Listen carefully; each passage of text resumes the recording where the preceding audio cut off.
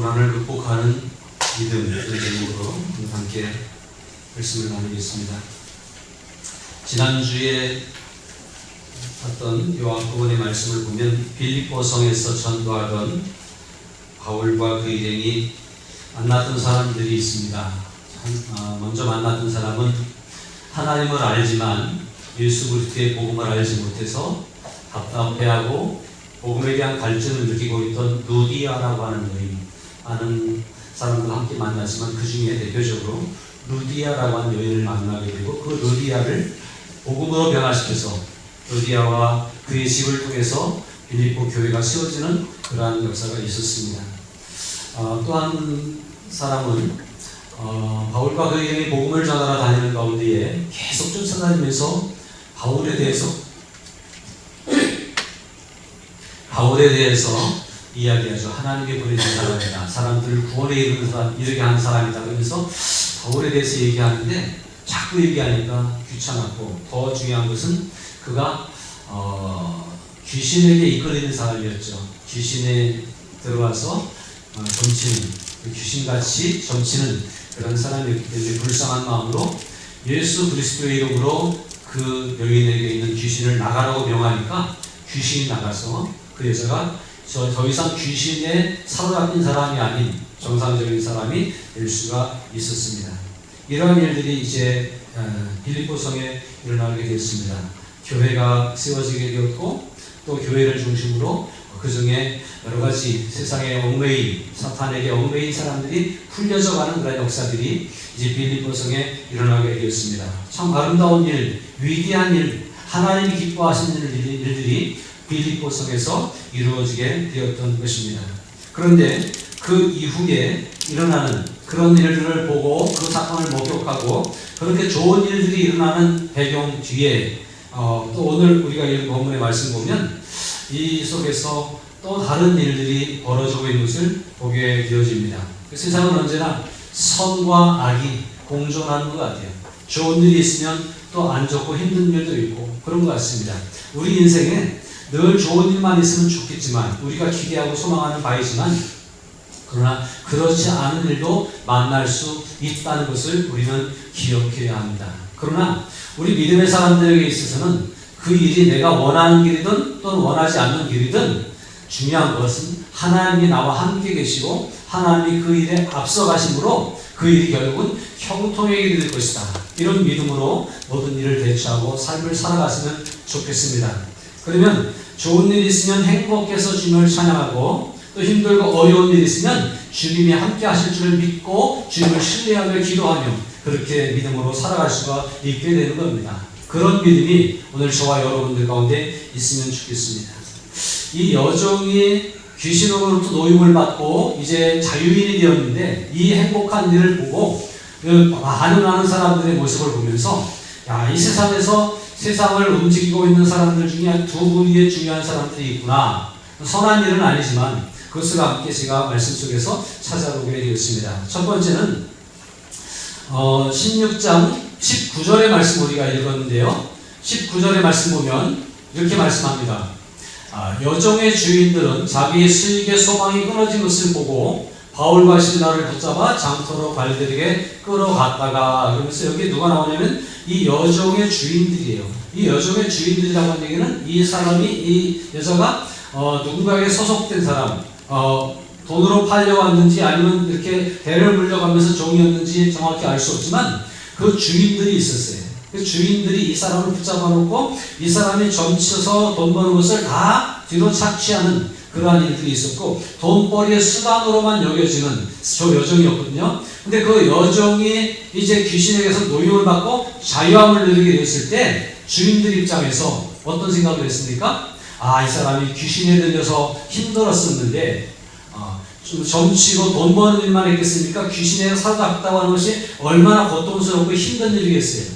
저는 그 세계를 잘 알지 못하고 그 사람들을 만난 적이 별로 없지만, 가끔 TV나 또는 이런 여러 가지 자료를 통해서 보면 그 점치는 무당들, 우리나라도 점점 왜 그런 사람들이 많아지는지 모르겠어요.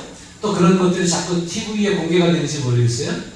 이게 이 나라가 점점 마지막으로 치닫고 있는 것은 아닌가 하는 그런 생각을 하게 됩니다. 근데 그들이 하는 얘기가 귀신같이 맞추는 그런 일도 있고, 이렇게 그 귀신을 모셔서 그들은 모신다 그러죠. 그래서 이제 그 귀신이 점을 치게 하고 사람의 인생을 내다보기도 하고 그렇게 하지만, 그런 일만 하는 게 아니라 귀신에게 이렇게 지배당하고 귀신에게 사로잡혀서 육신적인 고통, 정신적인 고통이 너무나 크다는 것, 그들이 고백하는 것을 듣고 볼 때가 있습니다. 그렇게 힘든 거예요. 그러니까 이 여종이 점치는 일로 돈을 많이 벌었지만, 그러나 그 이면에는 그 귀신에게 시달리는 일로 해서 이 영혼이 피폐되고 육신이 고통당하는 그러한 삶을 살게 되었던 거예요. 그런데 바울이 예수님의 이름으로, 예수 그리스도의 이름으로 귀신을 명하여 나가라고 할 때에, 그 귀신이 나감으로 이 여인이 더 이상 정신적으로, 영적으로, 육체적으로 고통당하지 않을 수 있는 참된 자유함을 누리게 되었다고 하는 거예요. 그럼 얼마나 행복한 일이고 좋은 일입니까? 그런데 이 좋은 일을 보고 이 한 사람이 온전하게 되는 이 모습을 보고 반응하는 사람들의 모습을 우리는 보게 됩니다. 그 첫 번째 반응은 뭐냐? 이 여종의 주인들이었어요. 이 사람들은 왜 이 반응을 이렇게 하느냐면, 이들은 그 여종을 통해서 돈을 벌고 그 돈을 통해서 자기 수익을 삼았기 때문에 자기 수익의 소망이 끊어진 것을 안타깝게 여기는 사람들이었습니다. 다시 말하면요, 이 사람들에게는 이 한 사람의 생명보다, 이 한 사람의 삶보다 그 사람을 통해서 벌어들이는 돈이 더 중요한 사람들이었어요. 이 땅을 살아가는 많은 사람들이, 대한민국 현지 속에서 이 살아가는 많은 사람들이 생명보다 돈을 더 소중하게 여긴 사람들이 있습니까? 없습니까? 돈 때문에 사람을 죽이는 일들이 있더라고요. 돈 때문에 자기 부모를 죽이는 사람들이 있더라고요. 돈 때문에 사람들과의 관계가 깨지는 것을 아무렇지도 않게 생각하는 사람들이 있더라고요. 그게 오늘을 살아가는 이 시대의 사람들이고, 어쩌면 오늘 이 살아가는 시대가 온통 돈의 노예가 되어서 재물의 지배를 받고 살아가는 시대가 아닌가, 그렇게 생각이 들 때가 있습니다. 이 여종의 주인들은 자기 수익의 소망이 끊어진 것 때문에 힘들어합니다. 그리고 바울과 실라를 붙잡아 끌고 갑니다. 그리고 고발합니다. 이런 일들이 이렇게 벌어지는 것을 볼 수 있어요. 20절, 21절에 보니까 상관들 앞에 데리고 가서 말하되, 이 사람들이 유대인인데 우리 성을 심히 요란하게 하여 로마 사람인 우리가 받지도 못하고 행하지도 못할 풍속을 전한다 하거늘, 그러면서 고발합니다. 근데 고발하는데 좀 뻥튀겨서 고발하는 거예요. 사실이 아닌 것을 갖다 뒤집어 씌워서 이 사람들을 못하게 하고 이제 내쫓으려고 하는 그러한 누명을 씌워서 고발하는 그러한 모습을 볼 수가 있습니다. 이런 일들은요, 돈의 노예가 되었다고 하는 의미를 우리들에게 알려주는 거예요. 돈이 중요한 사람들은 이렇게 반응합니다. 여러분, 사도행전 19장, 지금 16장을 보고 있습니다만 19장에 가면 에베소에서 일어난 일이에요. 에베소에 복음이 전파되고 에베소에서 많은 사람들이 구원받고 그런 일들이 벌어졌습니다. 그런데 거기에서도 이런 일들이 벌어져요. 에베소에 사는 유대인과 헬라인들이 다 이 일을 알고 두려워하며 주 예수의 이름을 높이고, 믿은 사람들이 많이 와서 자복하여 행한 일을 알리며, 또 마술을 행하던 많은 사람이 그 책을 모아가지고 와서 모든 사람 앞에서 불사르니 그 책값을 계산한 즉 은 5만이나 되더라. 이와 같이 주의 말씀이 힘이 있어 풍성하여 세력을 얻으니라.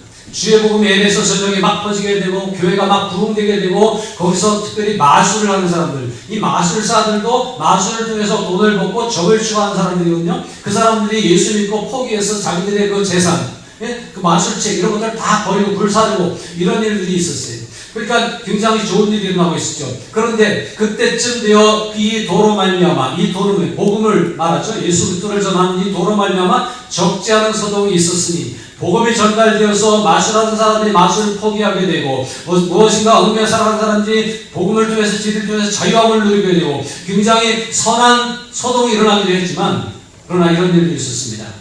24절인데요. 즉 데메드리오라 하는 어떤 은장색이 은으로 아데미의 신상 모형을 만들어 직공들에게 적지 않은 거리를 하게 하였더니, 그가 그 직공들과 그러한 영업하는 자들을 모아 이르되, 여러분도 알거니와 우리의 풍족한 생활이 이 생업에 있는데, 은장색, 은으로 뭘 만들어 신상을 만들어 팔고 돈 버는 사람들이었어요. 그런데 그런 사람들이 다 예수 믿고 이제 더 이상 신상을 못 만들게 하고 신상을 사는 사람들이 줄어들게 될 때에 장사가 끝났다라고 생각한 거죠.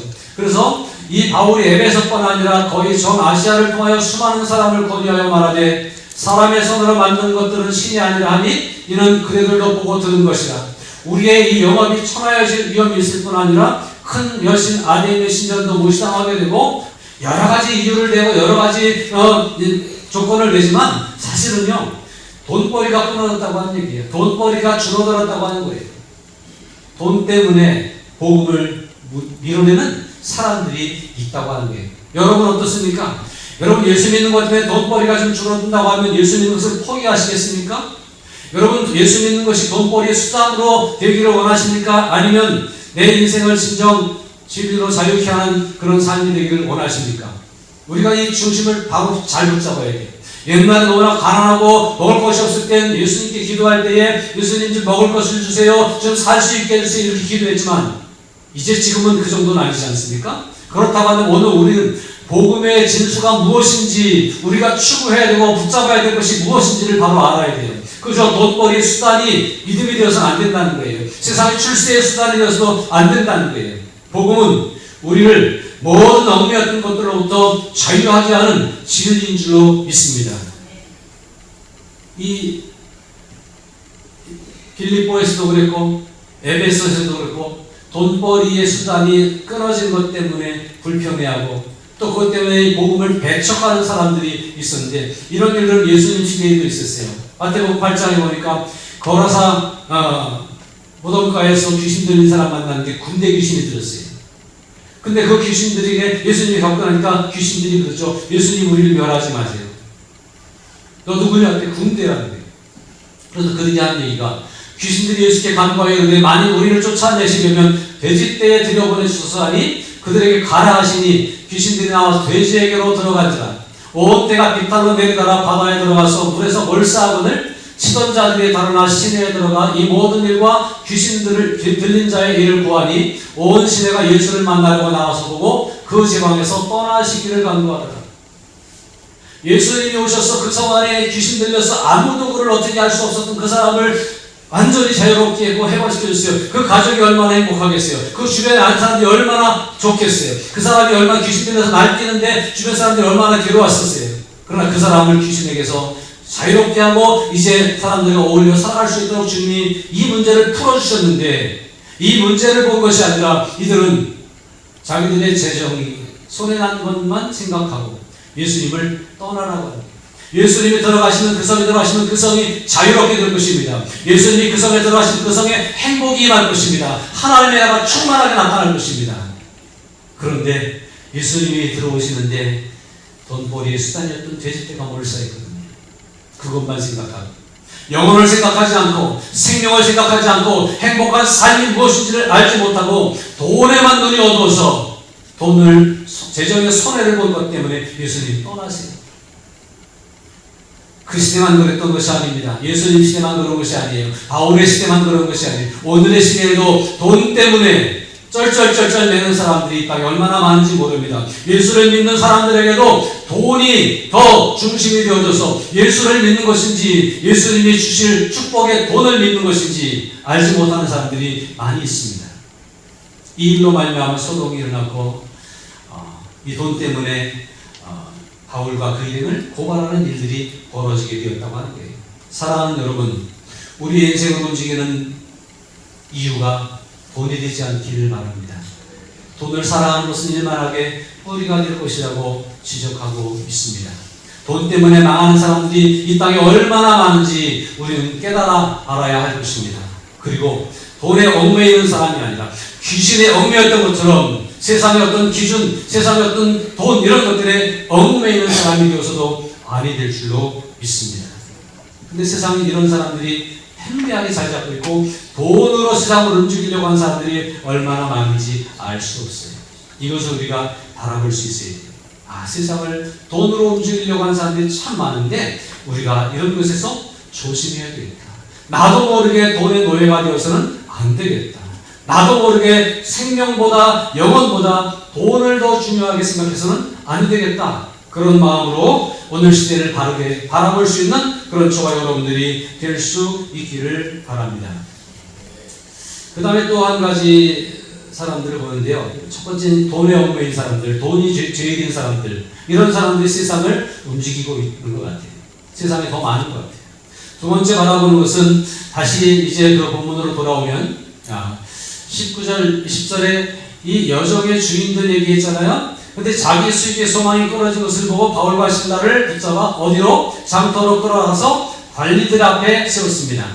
또 상관들 앞에 데리고 갔습니다. 관리들, 상관들 이런 사람들은 그 시대에 좀 그 권세가 있는 사람들이잖아요. 그래서 저는 이분 모습들을 보면서 관리들, 상관들, 권력자들을 얘기한다라고 그렇게 보게 되어집니다. 이 시대에 권력이 있으면 뭐든지 할 수 있잖아요. 권력이 있으면 뭐든지 무시할 수 있고, 권력이 있으면 뭐든지 휘두를 수 있고, 권력이 있으면 큰 소리 칠 수 있고, 그렇잖아요. 이게 상관들, 관리들, 이 사람들에 의해서 움직여지는 시대가 오늘의 시대가 아닌가 그런 생각을 해봅니다. 그래서 이 관리들 앞에, 상관들 앞에 가서 고발하는 거예요. 그리고 그들에게 별 아부를 당하면서 이 바울과 실라를 고발할 때에 이들은 어떻게 합니까? 이 권력을 가지고, 사실은 하나님이 권력을 주실 때는요, 그 권력을 가지고 하나님을 대신해서 세상을 판단하도록 주신 거거든요. 그게 권력자들이 생각해야 되는 부분이에요. 그래서 우리가 늘 기도할 때 하나님, 이 땅의 권력자들이 하나님을 두려워하는 마음을 가지게 하옵소서 이렇게 기도하잖아요. 여러분 기도하시기 바랍니다. 이 땅의 위정자들이 무엇보다도 하나님을 두려워하고 하나님 앞에서는 하나님이 주시는 선한 양심을 가지고 백성들을 다스리고 통치할 때에 이 나라는 하나님의 나라가 세워지는 일들이 일어날 거예요. 하나님을 알지 못하는 거죠. 하나님의 경고를 무시하는 거죠. 내 힘이 이런데 내가 하나님보다 더 세다라고 생각하는 사람들이 있는 것 같아요. 그래서 이 관리들과 상관들이 이제 고발을 듣는데, 이 고발에 대해 고발을 들으면 어떻게 했죠? 따져봐야 되잖아요. 한쪽에서 누가 뭐라 그러면 그 소리만 듣고 믿습니까? 이쪽 말도 들어봐야 되니까 상대편 말도 들어보고 공정한 판단도 돼요. 하나님을 대신해서 공정한 판단을 하는 것이 관리들, 상관들이 해야 되는 일이에요. 그런데 이들이 이렇게 쭉 얘기하죠. 이 사람들이 유대인들입니다. 유대인들은 그 시대의 소수의 물들이거든요. 로마가 지배하는 시대의 유대인들은 특히 하나님이 우리의 왕이다 이렇게 하면서 로마인들에게 굉장히 가시 같은 그런 존재들이 있어요. 그러니까 이 사람들이 유대인인 것을 강조하는 거예요. 그러면 이 사람들이 더 불이익을 당할 걸 아니까 이겨내기 위해서 이 사람들의 약점, 유대인이라고 하는 것을 얘기하는 거예요. 로마 사람인 우리가 받지도 못하고 행하지 못할 풍속을 전한다. 받지도 못하고 행하지 못할 풍속이 뭐예요? 받으면 되죠. 예수 믿고 자유로우라고 하는데, 예수님의 이름으로 복을 빌어주는데 받지도 못하고 전하지 못할 풍속이에요. 그런데 그것을 한다고 이렇게 얘기합니다. 마치 예수님을 고발하던 대제사장들과 서기관들이 고발했던 것처럼 말도 안 되는 이유들을 들어다가 이 바울과 실라를 고발하는 거예요. 이런 고발을 들었을 때에 이 고발에 대해서 관리들과 상관들은, 권력자들은 공정한 판단을 하기 위해서 고민해야 되고, 적어도 좀 따져봐야 되고, 이쪽 얘기도 들어보고 살펴봐야 되고 그렇게 해야 되잖아요. 그런데 그렇게 하지 못하는 모습을 보게 되어집니다. 16절, 22절에서 24절인데, 무리가 일제에 일어나 고발하니 상관들이 옷을 찢어 벗기고 매로 치라 하여 많이 친 후에 옥에 가두고 간수에게 명하여 든든히 지키라 하니, 그가 이러한 명령을 받아 그들을 깊은 옥에 가두고 그 발을 착고에 든든히 채웠더니, 제가 말씀드리죠. 권력자는요, 일방적으로 판단하는 게 아니라 한쪽 소리만 듣는 게 아니라 양쪽 소리를 들어야 돼요. 그런데 무리가 일제에 일어나서 고발하니까 상관들이 바로 반응을 합니다. 이게 이제 오늘 이 시대의 문제일 수 있어요. 무리가 일제에 일어나 고발하니, 이 정치하는 사람들, 권력자들은요, 민심이 어떤가 여기에 굉장히 노예가 되어지는 것 같아요. 권력을 가지고 권력을 휘두르는 데 있어서 이 권력을 휘두르는 기준이 하나님이 주신 양심, 아니면 공정한 법칙, 이런 것들이 기준이 돼야 되는데, 그렇지 않고 누가 더 나한테 표를 많이 줄까, 무리들의 소리에 귀를 기울이는 것 같아요. 그럼 예수님이 재판 받으실 때 예수님의 재판이 공정한 재판이 아니었죠. 그 재판을 최종적으로 빌라도가 재판을 하는데, 빌라도가 이렇게 재판해요. 빌라도가 무리에게 만족을 주고자 해요. 바라바를 놓아주고 예수를 십자가에 못 박으라라고 외치는 군중들에게, 그 군중들의 소리를 정치하는 사람이나 권력 사람이면 그들을 달래고 그들을 좀 잠재우고 무엇이 옳은가를 잘 기다려보자고 잘 타협을 하고 이렇게 해야 되는데 그 아우성 소리를 그냥 듣고 바라바는 놓아주고 예수는 채찍질하고 십자가에 못 박혀 넘겨주었습니다. 지금까지 우리가 빌라도 나쁜 놈이라고 얘기하는 거예요. 권력자들이 이렇게 행동해서는 안 됩니다. 오늘 이 시대에도 많은 권력을 가지고 있는 사람들이 이렇게 행동할 때가 있는 것이 보여집니다. 여러분, 그래서 그냥 한쪽 소리만 듣고 바로 반응하는데 옷을 찢어 벗기고 매로 치라 하려 많이 친 후에 오래 가두고 간수에게 명하여 든든히 지키라 하니 그가 이러한 명령을 받아 그들을 깊은 옥에 가두고 그 발을 착고에 든든히 채웠더니 바울과 실라가 억울하게 착고에 채워져서 매를 심히 맞고 그리고 감옥 깊은 옥에 갇혀지게 됐어요. 여기 많이 친 후에 라고 하는 일을 이렇게 주석가들이 얘기하는데요. 유대인들은 40대 이상 때리면 사람이 죽으니까 40대 이상은 때리면 안 된다는 법이 유대인들의 법에 있었대요. 그런데 이 로마법엔 그런 게 없었어요. 이렇게 집행하는 사람이 그만하라고 할 때까지 때리는 거예요. 이 많이 쳤다고 하는 얘기는 그 정도까지 때렸다는 거예요. 그만하라고 할 때까지 때렸다는 거예요. 기진맥진할 때까지 더 이상 뇌를 맞을 수 없을 만큼 쓰러질 때까지 많이 친 후에 깊은 옥에 가두고 착고에 채워서 지키고 있는 그런 상황이 됐습니다. 이게 얼마나 고통스러웠을까, 얼마나 불편했을까. 더 불편하고 있는 것은 억울한 거죠. 잘못이 있습니까 없습니까? 죄를 지었습니까 안 지었습니까? 그런데 옷을 벗기고 매로 치고 많이 친 후에 옥에 가두었는데 깊은 옥에 가두고 발을 착고에 채웠다. 이게 불행한 불쌍합니다. 힘들고 고통스러운 일이에요. 지난 주간을 한 주간을 보면서 이 말씀을 묵상하는 가운데 두 가지 사건이 기억이 납니다. 미국 경찰들이 들여와가지고 발을 쇠사슬 묶어서 끌고 갔다고 그래요. 예. 그렇게 해서 한 일주일 정도 감옥에 갇혀있던 한국 근로자들 300여 명들은 그들이 이제 어제인가요? 무사히 돌아와서 다행이다. 우리 정부 간의 오해가 있고 뭐 그랬다고 그래요. 우리 또 다른 여러 가지 이유가 있을지 모르겠는데 아무튼 우리는 그들의 입장에서 일하고 있는데 갑자기 쳐들어와서 그냥 따져보지도 않고 계산해보지도 않고 무조건 잡아갔다는 거 아니에요. 이런 일들을 당할 때 얼마나 힘들고 억울했을까 그런 생각이 들어집니다. 우리는 이런 억울함을 안 당했으면 좋겠어요. 이게 그 감옥에 있는 일주일 동안 얼마나 힘들었을까. 이게 다시 한국에 갈 수 있을까? 뭐 여러 가지 생각을 많이 했을 거예요. 가족을 볼 수 있을까? 그런 생각을 했을 거예요. 그러나 다행히 정부에서 노력을 했고 또 우리는 하나님의 은혜로 이렇게 말할 수 있겠는데 그들이 다 무사히 돌아왔습니다. 아마 그들이 다시 미국 가는 일이 쉽지 않을 수도 있을 거예요. 이런 문제 때문에 비자 문제가 걸릴 것이고 감정적으로 미국 다시는 가고 싶지 않겠죠. 이런 일들이 있을 겁니다. 그들을 보면서 참 억울했겠다, 너무 힘들었겠다 그런 생각을 했습니다. 이게 이제 한 가지 그 감옥에 갔던 사람들의 모습이고요.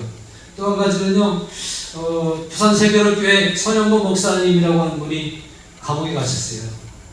그분이 이제 설교 시간에 나름 당신 진리라고 외쳤던 부분들이 이제 그 선거법 위반으로 이렇게 돼가지고 고발을 당했고 고발을 당했는데 고발을 당했으면 조사가 이루어져야 되는데 조사가 완전하게 이루어지기도 전에 죄를 묻지도 않고 죄가 정해지도 않았는데 목에다 가둔 거예요. 이게 이런 일들이 지금 대한민국에서 일어나고 있다고 하는 것도 참 안타까운 일입니다. 앞으로 이런 차별금지법이나 이런 것들이 통과가 되면 이런 일이 비일비재할 거예요. 지금 대한민국에 목사님들을 압수수색했던 일이 있죠. 김장한 목사님, 이영훈 목사님이 압수수색을 당했잖아요. 이런 일들이 일어나면 안 되잖아요. 제가 여러분 압수수색을 당하고 제 설교를 가지고 와서 저를 잡아간다고 그러면 여러분 어떠시겠어요? 이런 일들은 있으면 안 될 일인데 이런 일들이 지금 벌어지고 있습니다. 앞으로 이런 일들이 계속 벌어질지도 모르는 그런 위기감을 느낍니다. 일단은 자잘못을 따지고 감옥에 가두는 것이 정상이에요. 근데 그 목사님이 도망갈까봐 그랬다는 거예요. 그분은 코로나 때도 앞장서서 대놓고 싸웠던 분이고, 보란 듯이 했던 분이잖아요. 도망가는 분은 아니잖아요.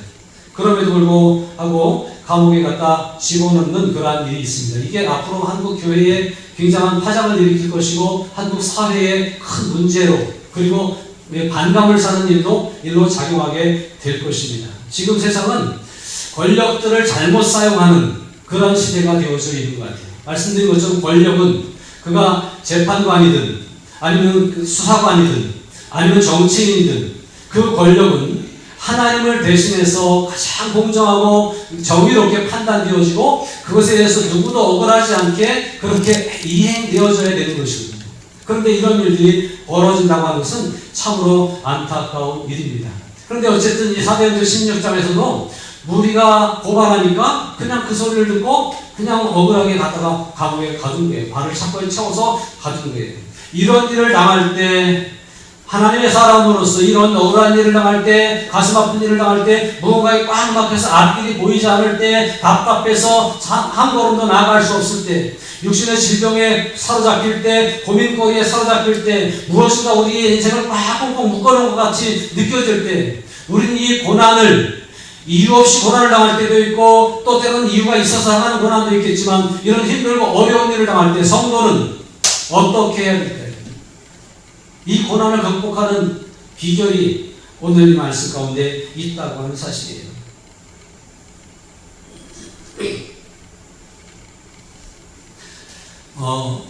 이런 고난이 닥칠 때에 바울과 실라는 어떻게 했습니까? 잘못한 것이 없는데 일방적인 과장된 고발에 의해서 붙잡혀갖고 변론할 기회도 없이 잡혀서 두드려 맞고 그 다음에 깊은 옥에 갇혔을 때에 이게 얼마나 아우성 속에서 막 얼마나 분노가 치밀어 오르고 억울함이 호소될 거예요. 그러나 그렇지 않았다고 하는 것이 우리가 믿음으로 배워야 되는 부분이라고 하는데 오늘 전 여러분들에게 이런 믿음이 저와 여러분들의 믿음이 되기를 부탁을 드리고 싶습니다.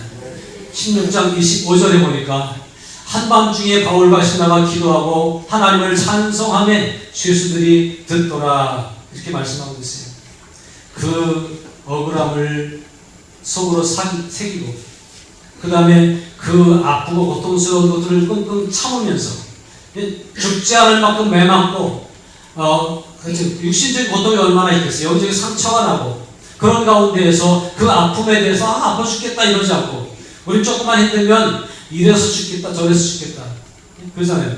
여러분 죽겠다 소리 하지 마시기 바랍니다.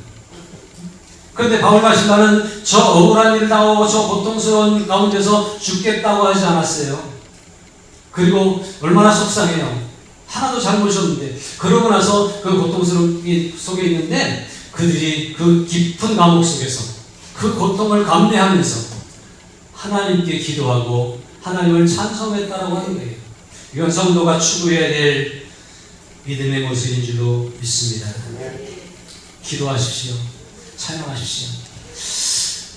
이거 굉장히 중요한 아주 고차원적인 얘기일 수 있는데요. 우리가 어떤 현실을 만날 때에 현실을 바라보면 찬양보다는 원망과 불평이 나올 수도 있어요. 상황만 바라보면 그 속에서 감사와 기쁨이 서하기 어려운 상황이 많아요. 저는 이스라엘 백성들이 애굽에서 나와서 광야를 40년 지나가고 가나안에 들어가는 그 과정을 성주설교를 통해서 잠깐 살펴봤어요. 그 전에는요, 성경을 볼 때마다 이스라엘 백성들은 하나님이 애굽에서 건져주셨는데 광야를 지나가면서 그때마다 수시로 좋은 것들을 채워주고 만나 매주라기를 먹여주셨는데 반석을 쪽에서 물을 주셨는데 가나안 땅을 그냥 손도 안 대고 차지하게 하셨는데 뭐 이렇게 불평이 많고 뭐 이렇게 원망이 많을까? 시시때때로 원망과 불평을 쏟아놨던 이스라엘 백성들을 보면서 참 믿음이 없다 이렇게 생각했어요. 그런데 가서 그 현실에 가서 광야, 여기가 광야입니다 딱 내려서 보니까요, 아무것도 안 돼요. 풀 한 폭이 나무 한 그루 없는 거예요. 물이 없는 거예요. 저 끝이 안 보이는 거예요. 소망이라고는 찾을 수 없는 상황이 광야더라는 거예요. 그러니 그곳에서 그들이 희망의 끈을 놓을 수밖에 없는 거예요. 그러니까 불평했죠. 원망했죠. 못 살겠다고 했겠죠. 그리고 뭐라 그랬어요? 애굽에는 얼마나 먹을 것이 많았는데 애굽으로 돌아가고 싶다고 그렇게 했겠어요. 가서 보니까 이스라엘 백성들이 그렇게 원망하고 불평하고 그렇게 불신했던 모습들이 이해가 좀 되더라고요. 그런데 그것이 이해가 되면서 제 마음 가운데 느껴진 것은, 그런데 하나님은 왜 이곳에서 원망할 수밖에 없는 한 상황에서 불평이 나올 수밖에 없는 상황에서 소망이라고 찾아볼 수 없는 상황 가운데서 하나님을 소망하라고 하시고 원망과 불평을 잠재우라고 하시고 기도하며 기다리라고 하셨을까? 이게 깨달아지는 거예요. 아무것도 없기 때문에 생각하고 바라볼 수 있는 곳이 한 군데밖에 없어요. 위를 바라보고 하나님을 찾는 것밖에 없는 거예요. 풀 한 폭에 의지할 수 없고 나무 한 그루에 의지할 수 없어요. 물 웅덩이 하나 없습니다. 그러나 하나님이 친히 물 웅덩이가 되어주시고 나무 그늘이 되어주시고 그들에게 양식이 되어주시고 쉴 곳이 되게 하시고 그들의 아무것도 없이 끝이 안 보이는 광야 속에서 유일한 소망이 되어주시는 분이 하나님이심을 믿게 하기 위해서 그렇게 하셨다는 거예요. 오늘 우리들이 그 광야를 묵상하면서 그런 생각을 해야 됩니다. 하나님, 우리가 살아가는 인생은 광야 같은 인생입니다. 하나님, 내가 어디 기대해야 될까요? 내가 어떻게 의지하고 살아야 될까요? 무엇을 바라보고 살아야 될까요? 다른 것 없습니다. 세상의 환경을 바라면 역시 여전히 광야인 거예요. 여러분, 우리 학생들 공부하는 때가 우리 어른들이 되면 학생 때가 제일 좋아 그러지만 학생들은요 광야 같은 걸음을 걸어가는 거예요. 지난 주간에 우리 고3 학생들이 원서를 여기저기 막 썼어요. 된다는 보장이 한 군데도 없어요. 어떤 데는 200대 1, 300대 1 이런 데도 있어요. 경쟁률이. 그 300대 1은 뭔 얘기지요? 299명은 떨어지고 한 명이 붙는다. 그런 데를 이제 가는 거예요. 미래를 꿈꾸면서 희망 하나 가지고 가는데 그렇게 가는 거예요. 우리 학생들도요 광야를 걸어가고 있는 거예요. 공부가 제일 쉬운 거 아닙니다. 이들이 미래를 내다볼 수 없는 그러한 시대를 살아가고 있습니다. 취직하면 괜찮던가요? 취직하면 또 죽지 못해 일하고 또 아침에 눈을 떠서 피곤한데 또 안 갈 수 없으니까 출근하고 그렇게 하는 광야 같은 인생을 우리가 살아가는 겁니다. 뭐든지 그렇습니다. 우리 인생은 광야 같은 인생일 수밖에 없습니다. 그러나 하나님은 그 광야 같은 인생 가운데서 소망이 되어주시는 줄로 믿습니다. 그 광야에서 만나와 외출하게 되어서 날마다 먹여주시고 하도 굶지 않게 하셨고 의복이 헤어지지 않고 신발이 닳지 않도록 하셨다고 하는 사실이에요. 그런 하나님이 우리 하나님이신 줄을 믿으시기 바랍니다. 바울과 실라가 비록 감옥 가운데 들어갔지만 정말 죽을 것처럼 숨을 껄떡껄떡 하면서 그 환경을 바라보고 여기서 죽는구나 그러지 않고 어디를 바라봤어요? 살아계신 하나님을 바라보았다고 하는 것입니다. 사랑하는 여러분, 우리가 바라볼 것은 다른 것 없어요. 하나님만 바라보시기를 주님의 이름으로 부탁을 드립니다. 하나님 어떤 분입니까? 바울과 실라가 감옥에 있지만 매를 맞아서 스님만 넘어갈 것 같은 아픔 가운데 고통 가운데 있지만 하나님은 여전히 그들을 사랑하시는 하나님이십니다. 그들의 육신뿐만 아니라 영혼까지 책임지시고 구원을 이루실 분이 그분이십니다. 스바냐 3장에 보니까 너희 하나님 여호와가 너희 가운데 계시니 이렇게 말씀하고 있습니다. 감옥에 있을지라도 우리 가운데 계시는 하나님을 신뢰하시기 바랍니다. 우리가 광야를 걸어갈지라도 우리와 동행하시고 우리 앞서가시는 주님을 의지하시기 바랍니다. 뜨거운 태양을 막아주시는 구름 기둥으로 추위를 막아주는 불 기둥으로 우리와 함께 계시는 주님이 계심을 확신하시기 바랍니다.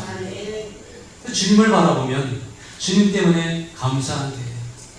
그 광야에서 찬바람이 부는데 밤에 오들오들 떨다가도 구름 기둥으로 막아주신 주님 때문에 완벽하게 우리가 흡족하게 느낄 만큼은 혹시 아닐지 모르지만 그거라도 그 불기둥이라도 있으니까 저 먼 길을 느끼고 내일을 아침을 기대할 수 있고 밤을 견딜 수 있고 태양 밑에 혹사당할 수밖에 없지만 구름 한 점 떠 있는 것이 그렇게 고맙고 감사할 수가 없는 거예요.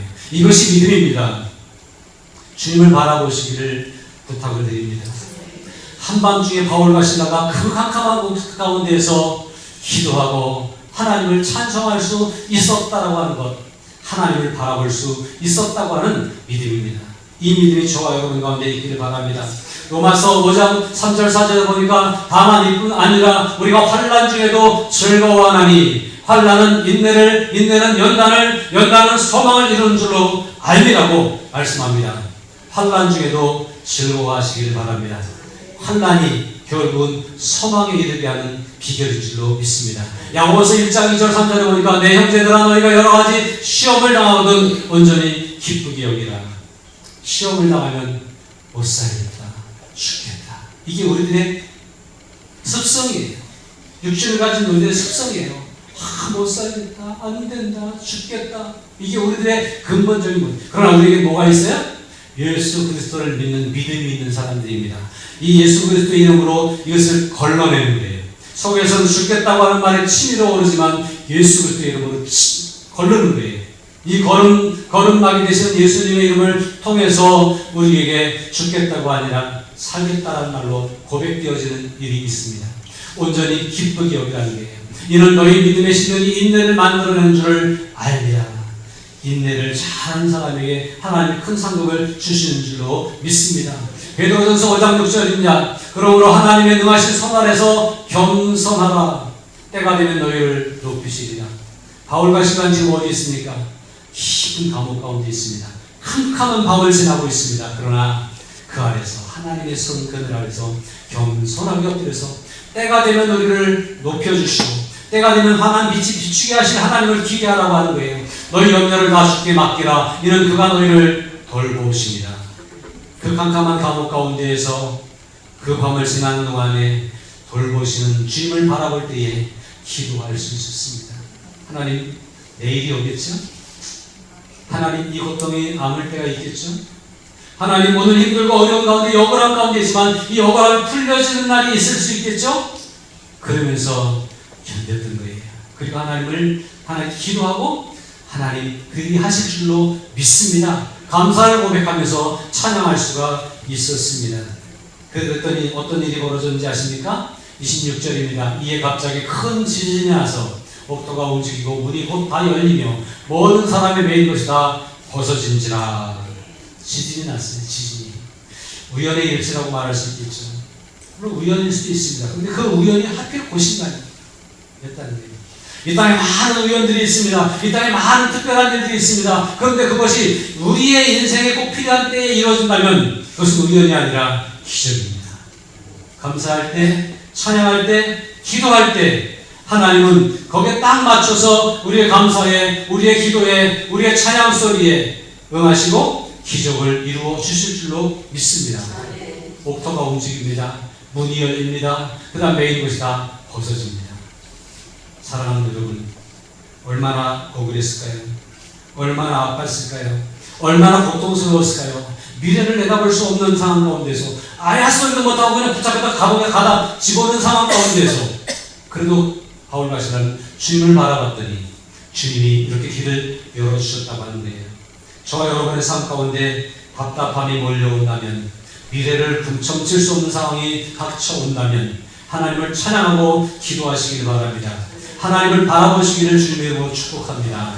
그러면 하나님이 지진을 일으키실 거예요. 세상이 움직여지게, 돈이 세상을 지배하든 권력이 세상을 지배하든 그 모든 것들이 움직여서 돈이 다 아니라는 것을, 권력이 다가 아니라고 하는 것을 보여주시는 때가 있을 줄로 믿습니다.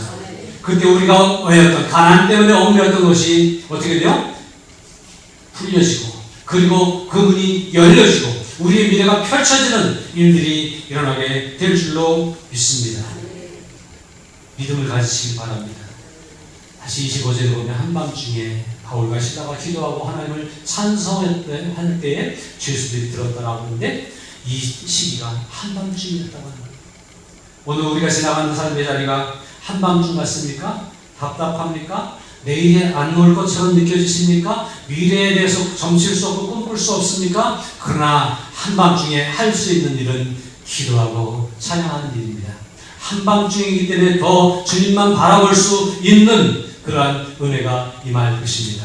대낮이었다면 이 사람도 보이고 저 사람도 보이고 저 일도 보이고 또 저것도 보이고 우리가 자꾸 마음을 빼앗길 수 있는 일들이 생길 거예요. 그러나 한밤중이기 때문에 아무것도 안 보여요. 다만 주님만, 우리의 빛 대신 주님만 보이는 것을 여러분 기억하시기 바랍니다. 한밤중이라고 걱정하지 마십시오. 두려워하지 마십시오. 한밤중이라고 실망하지 마십시오. 한밤중에 빛으로 찾아오시는 주님이 우리 주님이신 것입니다. 그 주님을 의지하고 찬송하고 기도할 때 하나님은 한밤중이 지나 새벽이 오게 하시고 밝은 대낮이 오도록 역사해 주실 줄로 믿습니다. 고난을 극복하는 비결 이것입니다. 주님을 바라보십시오. 그 주님을 의지하고 찬송하고 기도하십시오. 주님이 해결해 줄 것을 믿고 주님을 향해 손을 펼칠 수 있는, 주님을 뻗을 수 있는 그런 저와 여러분들 될 수 있기를 주님의 이름으로 축복합니다.